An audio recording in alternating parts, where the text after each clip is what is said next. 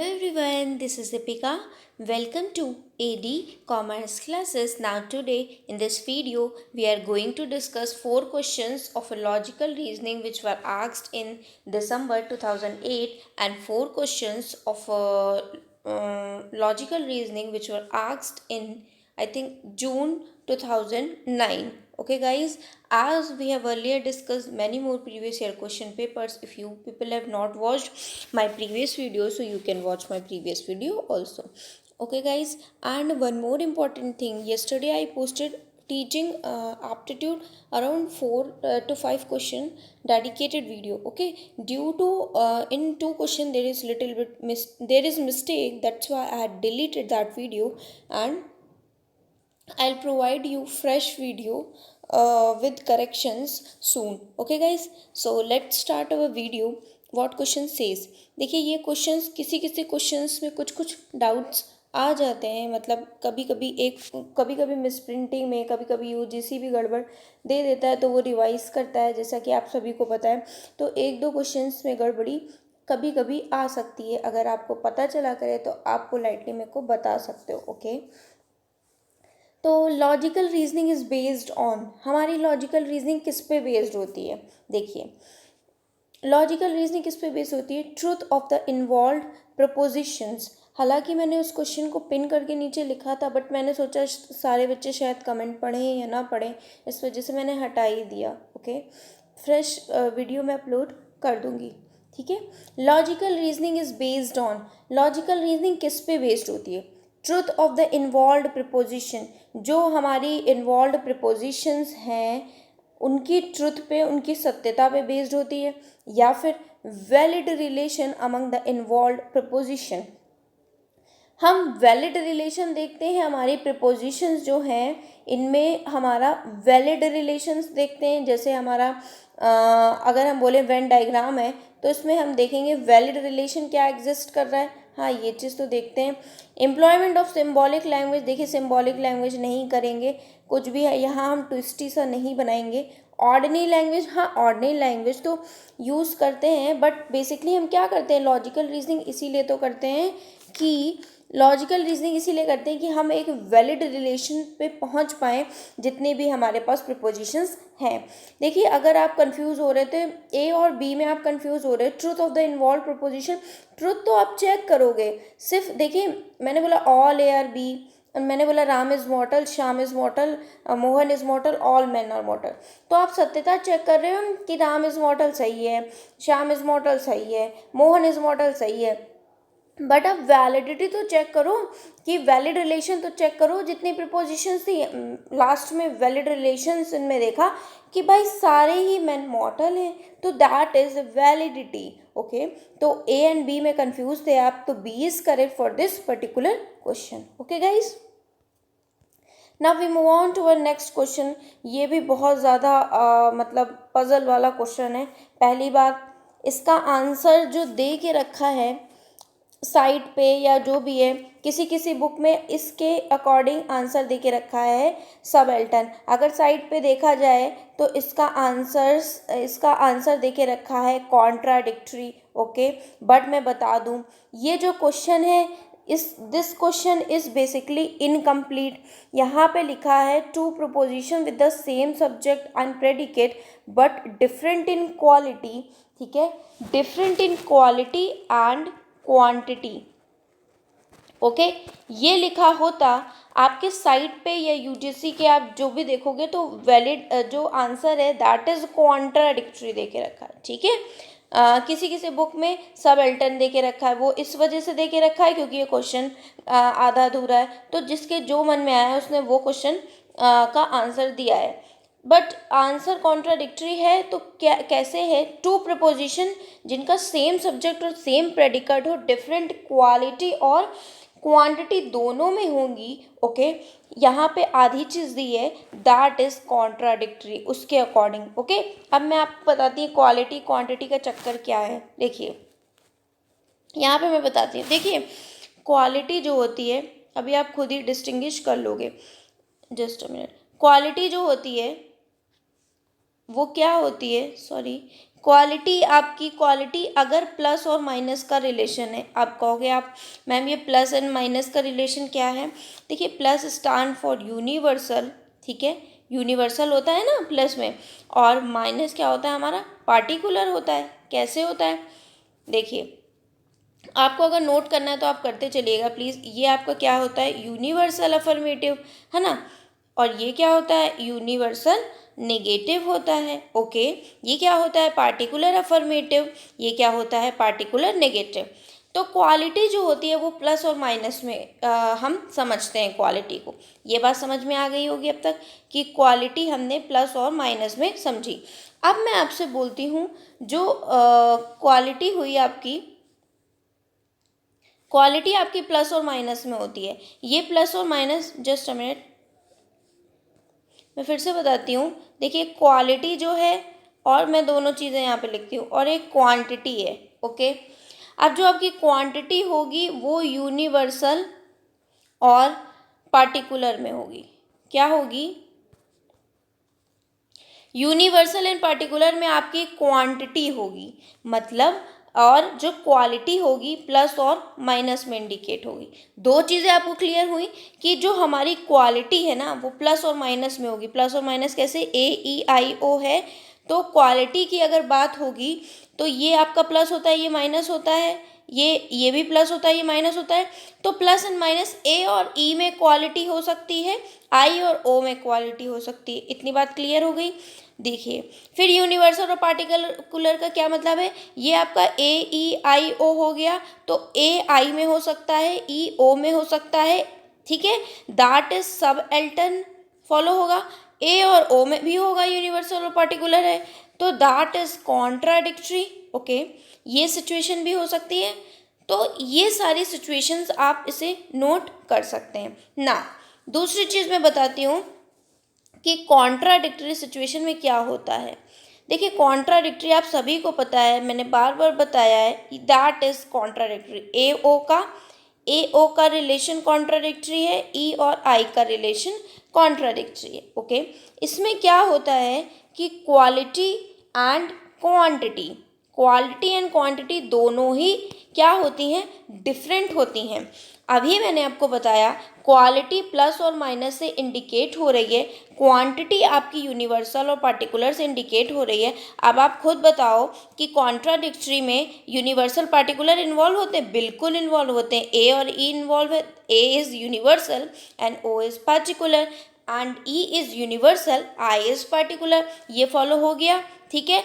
Quality plus और minus से तो ये भी इन्वॉल्व होता है, ए अगर प्लस है तो ओ माइनस है, और ओ अगर माइनस है तो आई प्लस है। तो ये दोनों सिचुएशन आपकी फॉलो हो गई। तो कॉन्ट्राडिक्टरी में हमें ये समझ में आया कि quality and quantity both are different, ये चीज़ हो गई ना। दूसरा मैं बताना चाहूँगी कि कॉन्ट्रेरी जो रिलेशन होता है वो ए और ई में एग्जिस्ट होता है। इसमें क्या होता है बेसिकली कि आपकी जो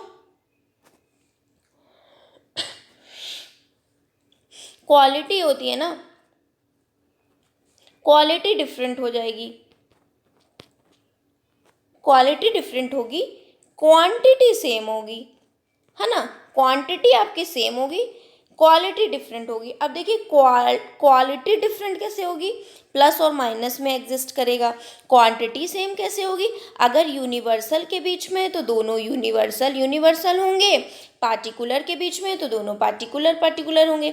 तो कॉन्ट्ररी हमारा यूनिवर्सल के बीच में होता है तो दोनों ही यूनिवर्सल, एक यूनिवर्सल पॉजिटिव है, A and E is universal negative, ठीक है। और ये फॉलो हो गई सिचुएशन। दूसरी क्वालिटी की बात हुई तो ए प्लस है, ई माइनस है, ये भी फॉलो हो गई। तो आई होप आपको कॉन्ट्ररी समझ में आ गया होगा। नाउ देखिए अब एक होता है सब कॉन्ट्ररी। अब आपको ये भी लग रहा होगा कि भाई सब कॉन्ट्ररी में क्या होता है, सब कॉन्ट्ररी ई और आई में एग्जिस्ट होता है, ठीक है। इसमें क्या होता है आपका, क्वालिटी जो होती है, क्वालिटी मतलब प्लस और माइनस, क्वालिटी आपकी डिफरेंट होती है। क्यों, क्योंकि ये प्लस होती है माइनस होती है। ओके, क्वांटिटी आपकी क्या होती है, क्वांटिटी जो होती है वो सेम होती है। क्यों? क्योंकि अगर अगर ये पार्टिकुलर में है ई, अगर क्या पार्टिकुलर में है तो ये भी पार्टिकुलर में है। ओके गाइज, तो हमें पता चला कि कॉन्ट्ररी और सब कॉन्ट्ररी का रिलेशन सेम होता है। क्या होता है कि इन दोनों में ही क्वालिटी डिफरेंट होती है, क्वांटिटी सेम होती है। ओके, नाउ लास्ट एक बचा है, वो भी हम डिस्कस कर लेते हैं, दैट इज सब एल्टर्न रिलेशन। ए और आई में सबल्टन है, ई और ओ में सबल्टन है। इसमें क्या होगा कि क्वांटिटी जो होगी ना आपकी वो डिफरेंट होगी। क्यों डिफरेंट होगी? एक यूनिवर्सल है तो दूसरा क्या होगा? पार्टिकुलर है। जैसा कि हमें दिख रहा है, A universal, I is particular, E is universal, O is particular. Okay guys, now quality जो होगी ना वो सेम होगी। क्वालिटी जो होगी, क्वालिटी आपकी सेम होगी। ओके, मतलब एक प्लस है तो दूसरा वाला भी प्लस वाले में आएगा, एक नेगेटिव है तो दूसरा वाला भी नेगेटिव में। कैसे? ए आपका प्लस होता है, आई भी प्लस होता है, ई अगर नेगेटिव है तो ओ भी नेगेटिव। क्यों? ए ऑल होता है, ई नो होता है, आई सम होता है और ओ सम नॉट होता है। नॉट नॉट वाले माइनस वाले, ऑल और सम वाले आपके प्लस वाले। आई होप ये चारों रूल्स आपको आ गए होंगे। एक बार मैं फिर से समराइज कर देती हूँ। कॉन्ट्राडिक्टरी में क्वालिटी एंड क्वांटिटी दोनों ही डिफरेंट होती हैं। कॉन्ट्ररी एंड सब कॉन्ट्ररी में क्वालिटी डिफरेंट होती है, क्वांटिटी सेम होती है। सब अल्टर्न में क्वांटिटी डिफरेंट होती है एंड क्वालिटी सेम होती है। आई होप अब तक आपको समझ में आ गया होगा। क्वेश्चन में आपसे पूछ के रखा था same subject and predicate. Same subject and predicate तो यही हो गया, ए एन बी लिख दिया, बट क्वालिटी में अंतर है। क्वालिटी मतलब एक प्लस होगी एक माइनस होगी। अब आप खुद देखिए कि अगर एक प्लस होगी एक माइनस होगी और बट डिफरेंट इन क्वालिटी, तो कैसे सिचुएशन बन सकती है? एक प्लस एक माइनस कब होगी? एक प्लस एक माइनस तो तभी होगा ना जब हमारा ये कॉन्ट्राडिक्टरी का रूल होगा। भाई कॉन्ट्राडिक्टरी में ही तो यही होता है, if one is positive then another one is negative, if one is negative then another one is positive. तो ये कॉन्ट्राडिक्टरी होगा। बट क्वेश्चन में ये भी लिखा होना चाहिए था different in quantity and quality as well. Okay, इसलिए आंसर कॉन्ट्राडिक्टरी होगा। इसमें आप ऐड कर सकते हो क्वेश्चन को। मैंने पूरा आपको समझा दिया है कंसेप्ट। आई होप आपको समझ में आ जाएगा। बहुत इजी लैंग्वेज में बताया मैंने, इसी वजह से वीडियो थोड़ी लेट की, बट मैंने बताया पूरा अच्छे से कंसेप्ट है। आप इसको फिर से देख लीजिएगा, रिवाइज कर लीजिएगा, बहुत इंपॉर्टेंट है एग्जाम के पॉइंट ऑफ व्यू से एंड कन्फ्यूजिंग भी है। Okay guys, the premise of a valid deductive argument is. Valid deductive argument कौन सी होती हैं? वैलिड मैंने बताया था, प्रीमाइज ट्रू है, प्रीमाइज ट्रू है तो कंक्लूजन मस्ट भी ट्रू होगा, दैट इज वैलिड। अगर प्रीमाइज आपकी ट्रू है, प्रीमाइज ट्रू है, कंक्लूजन आपका फॉल्स हो जाएगा, that deductive argument is invalid. Okay, तो बस हमें वैलिड ढूंढना है, ट्रू ट्रू ट्रू ढूंढना है। मतलब हमें हमारी जो प्रीमाइज है और कंक्लूजन दोनों फॉलो हो रहे हो। Provide some evidence for the conclusion, नहीं सम नहीं, पूरा चाहिए, पूरा एविडेंस। नो एविडेंस ये भी बिल्कुल गलत। इररिलेवेंट ये भी बिल्कुल इररिलेवेंट, तो कोई बात ही नहीं। Provide conclusion evidence of its conclusion. हाँ, ये है कि उसके एविडेंस प्रोवाइड करता है, मतलब सबूत प्रोवाइड करता है। किसका? कंक्लूजन का सबूत प्रोवाइड करता है। तो option number D is correct for this particular question. I hope guys ये भी आया होगा आपको समझ में। अब देखिए सिलॉजिज्म, सिलॉजिस्टिक रीजनिंग, ये सिलॉजिज्म हमारा किस पे बेस्ड होता है? इंडक्टिव, देखिए हाइपोथेटिकल तो होता नहीं। हाइपोथेटिकल मीन्स मैं बोलूँ अगर मैं अभी जल्दी रात को जल्दी नहीं सोई तो मैं सुबह जल्दी नहीं उठूंगी, मैं सुबह जल्दी नहीं उठी तो मैं ऑफिस नहीं जाऊँगी, मैं ऑफिस नहीं गई तो मुझे पे नहीं मिलेगा। दैट मीन्स मैं एड ऑन करती जा रही हूँ अपने स्टेटमेंट में, मतलब हाइपोथेटिकल चीज़ बना रही हूँ। एक्सपेरिमेंटल भी आपको पता है, एक्सपेरिमेंटल की यहाँ कोई बात हो नहीं रही है। इंडक्टिव एंड डिडक्टिव आपको भली भांति पता है, मैंने एक डेडिकेटेड वीडियो भी बनाई है कि inductive, what is inductive and what is deductive. तो इन्हीं दोनों में से आंसर है। अब तक आपने आंसर सोच भी लिया होगा एंड काफ़ी ने तो आंसर दे भी दिया होगा। तो इंडक्टिव का आंसर बेसिकली गाइस क्या होता है कि इंडक्टिव में हम क्या करते हैं कि थ्योरी ना बनाई जाती है। ओके, थ्योरी बनाई गई मतलब हम नोन टू अननोन जाते हैं या फिर स्पेसिफिक टू जनरल जाते हैं, है ना, या फिर स्मॉल टू लार्ज जाते हैं। जैसे कि मैंने बोला मोहन इज मॉर्टल, अगर ये मैं बोलूं कि ये क्या है, सोहन इज मॉर्टल, फिर मैं बोलती हूँ कि इन दोनों से मैं इस पे गई कि ऑल मैन आर मॉर्टल, तो मैं स्मॉल से लार्ज पे गई, स्पेसिफिक टू जनरल गई, नोन टू अननोन गई। It means I am saying I am following inductive reasoning, मैं इंडक्टिव रीजनिंग का फॉलो कर रही हूँ। नाउ अब डिडक्टिव रीजनिंग क्या होती है, जस्ट अपोजिट, मैं बोलूँ ऑल मैन आर मॉर्टल, ठीक है, फिर मैं कंक्लूजन देती हूँ कि Ram is मॉर्टल, Sohan is मॉर्टल, Mohan is मॉर्टल, तो मैं डिडक्टिव रीजनिंग को फॉलो कर रही हूँ। और जो हमारी सिलॉजिस्टिक होती है या सिलॉजिज्म होती है वो was at core of tradition deductive reasoning को फॉलो करता है। सिलॉजिज्म हमारा डिडक्टिव रीजनिंग को फॉलो करता है। कोई क्वेश्चन हमें दे दिया जाता है, उसके बेसिस पे कोई चीज़ पर्टिकुलर दे दी, उसके उसके इसकी बेसिस पे हम फाइंड आउट करते हैं, अच्छा ये भी होगा, ये भी होगा, ये भी होगा, इन तीनों का मतलब ये है। ओके, तो ये हमारी बेसिकली चीज़ होती है डिडक्टिव सिलॉजिस्टिक में।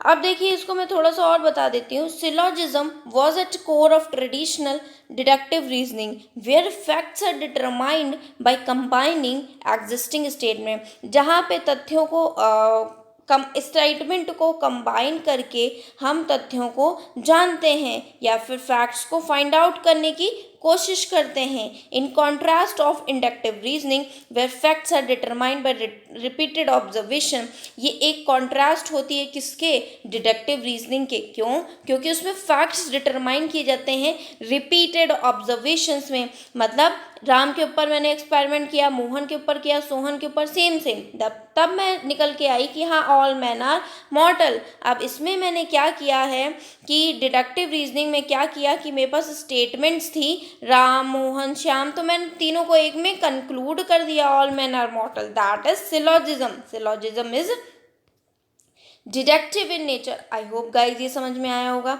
ये आपके प्रीवियस क्वेश्चंस थे। ओके, नाउ अब जो मैंने कल क्वेश्चन पुटअप किए थे उनका मैं आपको सोल्यूशन प्रोवाइड करती हूँ। इन अ डिडक्टिव आर्गुमेंट कंक्लूजन इज, देखिए डिडक्टिव आर्गुमेंट में आपका कंक्लूजन क्या होगा, फिर बार बार वही बात आती है घूम फिर के कि प्रेमाइस को फॉलो करेगा, ठीक है, प्रेमाइस को कंक्लूसिवली फॉलो करेगा। तो क्या बोल रहा है, summing up of the premises को सम अप कर देना, नहीं, not necessary based on premise बिल्कुल गलत है, सम अप कर देना भी नहीं होता है। एडिशनल ट्रू में भाई एडिशनल प्रेमाइसिस के नहीं करना है, जो प्रेमाइस में इन्वॉल्व है उसके हिसाब से ही हमें कंक्लूजन देना है। दैट मीन्स कि इंटेल्ड बाय द प्रेमाइस, प्रेमाइस के अकॉर्डिंग आप कंक्लूजन दे रहे हो। थोड़ा कुछ मैंने इसके अभी नोट्स बनाए हैं, वो देखिए, ये देखिए, ये भी मैंने नोट्स बना दिए हैं आपके लिए। आप चाहें तो टेलीग्राम पे ले सकते हैं, इसे मैं टेलीग्राम पे पोस्ट कर दूंगी। ओके गाइज, देखिए deductive argument is one that if valid has a conclusion, अगर कंक्लूजन वैलिड है तो वो क्या कर रहा है, इंटेल्ड प्रेमाइज, ये बोल रहे हैं कि प्रेमाइज को फॉलो कब कर रहा है कंक्लूजन, जब हमारा कंक्लूजन ट्रू है, मतलब हमारे प्रेमाइज ट्रू हैं तो कंक्लूजन ट्रू है, तो मतलब conclusion is entailed by its premise. Okay, conclusion is entailed by its premise or conclusion is entailing the premise. Okay, ये हम बोल सकते हैं। In other word the truth of the conclusion is a logical consequence of the premise, if premise are true then conclusion must be true. ये हमारा deductive argument बताता है। I hope आपको समझ में आ गया होगा, मैंने ऑलरेडी एक्सप्लेनेशन दे दिया था। तो इसमें आंसर क्या हो जाएगा, entail by its premise. No man are mortal is contradicted to, देखिए कॉन्ट्राडिक्टरी तो बहुत ही सिंपल है पहचानना, ऑल हो गया, नो हो गया, सम हो गया, सम नॉट हो गया, ठीक है, ए और ओ में रिलेशन दैट इज कॉन्ट्राडिक्टरी, ई और आई में रिलेशन, तो ऑल का कॉन्ट्राडिक्टरी क्या होगा, ऑल का क्या होगा कॉन्ट्राडिक्टरी, सम नॉट होगा। नो का क्या होगा, नो का क्या होगा, सम होगा। तो क्या बोला है, नो मैन इज मॉर्टल, तो इसका क्या होगा, some man are mortal. Okay, इसका कॉन्ट्राडिक्टरी क्या हो जाएगा, नो मैन इज मॉर्टल का some man are mortal. Okay, simple सा क्वेश्चन था, ओके, बट कहीं कहीं इसका भी आंसर गड़बड़ देके रखा है, बट कोई नहीं, आपको तो कॉन्ट्राडिक्टरी बताना है. No man is contradicted to some man, no is contradicted to some. All अगर लिखा होता तो ऑल का हम सम नॉट लिखते. ओके गाइस, तो ऑप्शन नंबर ए करेक्ट हो जाएगा. क्यों करेक्ट हो जाएगा? क्योंकि ए ई आई ओ है, तो ई और आई में मतलब नो और सम में कॉन्ट्राडिक्टरी का रिलेशन होता है. Now deductive argument is valid if. Deductive argument कब वैलिड होता है? वही बात पूछ के रखा है इन्होंने बार बार कि प्रेमाइस अगर ट्रू है, प्रेमाइस अगर ट्रू है तो कंक्लूजन आपका ट्रू हो जाएगा. Premise are true, conclusion is true, ये सही है. तो आगे देखने की ज़रूरत ही नहीं, कंक्लूजन फॉल्स नहीं होगा अगर प्रेमाइस ट्रू है. फॉल्स होगा किस केस में? अनसाउंड में, इनवैलिड डिडक्टिव आर्गुमेंट में. ओके, प्रेमाइस फॉल है, कंक्लूजन ये भी नहीं है, ये भी नहीं है. ठीक है, प्रेमाइस ट्रू है, कंक्लूजन ट्रू है, मैं बार बार बता चुकी हूँ, that is deductive argument. Okay, this one is the last question I think for the day. Structure of a logical argument. देखिए, लॉजिकल आर्गुमेंट का स्ट्रक्चर किस पे बेस होता है? बेसिकली किस पे बेस होता है structure of a logical argument? Logical argument is basically, मैंने इसके नोट्स भी अभी बनाए हैं.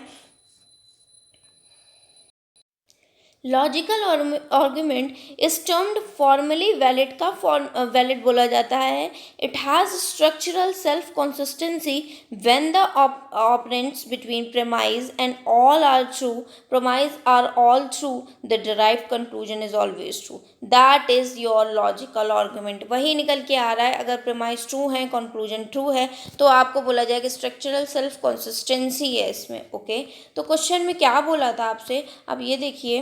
क्वेश्चन में बोला गया था structure of logical argument is based on. कहीं ना कहीं हमें दिख रहा है कि भाई ये वैलिडिटी से रिलेटेड बात कर रहा है. ओके, ये दिख रहा है क्योंकि हमने वैलिडिटी में, डिडक्टिव आर्गुमेंट की वैलिडिटी में पढ़ा है कि प्रेमाइस ट्रू है, प्रेमाइस ट्रू है तो कंक्लूजन ट्रू है. तो वही चीज़ स्ट्रक्चर ऑफ लॉजिकल आर्गुमेंट में भी बोल रहा था कि कहीं ना कहीं ये वैलिडिटी को चेक करता है. कुछ बच्चों क्या मोस्टली ने मटीरियल ट्रूथ दे के रखा है, तो मेरे हिसाब से मटेरियल ट्रूथ सही नहीं है. आपका स्ट्रक्चर ऑफ लॉजिकल आर्गुमेंट, जैसा कि उसमें नीचे डेफिनेशन में भी लिखा है, वैलिडिटी के बेस पे, हम वैलिडिटी के बेस पे टेस्ट करते हैं, ना कि मटेरियल या तथ्य जो सच है, मटीरियली सच है, मटीरियलिस्टिक ट्रूथ है, उसके बेस पे. ओके, तो आई होप आपको क्वेश्चन समझ में आए होंगे. स्टिल अगर किसी क्वेश्चन में किसी को डाउट रहता है तो मुझसे कमेंट सेक्शन में पोलाइटली आप पूछ सकते हो. ओके गाइज, मैंने अपना बेस्ट समझाने की कोशिश की. आई होप आपको समझ में आया होगा. जो कल वाली वीडियो थी टीचिंग एप्टीट्यूड की, वो मैं आपको जल्दी से जल्दी प्रोवाइड कर दूंगी या शाम तक प्रोवाइड कर दूंगी. So it was in this video. Meet you in my next video. Till then stay happy and keep learning guys. और आपको पता ही होगा कि मैंने 2012 से 19 तक काफ़ी क्वेश्चन पेपर करवा दिए हैं. कुछ यूनिट्स बची हैं जैसे हायर एजुकेशन, पीपल इन्वॉल्वमेंट, तो थोड़ा कुछ ये कवर करके मैं पेपर 2 कॉमर्स वाले एस्पिरेंट्स के लिए प्रीवियस ईयर स्टार्ट करूँगी. और ऐसे नहीं कि कहीं से कुछ भी, HRM अगर उठाऊंगी तो पूरी HRM का बताऊंगी, या जो सब्जेक्ट उठाऊंगी उसके पूरे क्वेश्चंस हम कवर करेंगे, क्योंकि कहीं कहीं से कुछ कुछ पढ़ने से अच्छा है कि एक यूनिट पढ़े वो सही से पढ़े. Okay, so it was in this video. Meet you in my next video. Till then stay happy and keep learning guys. Tata, bye bye, take care.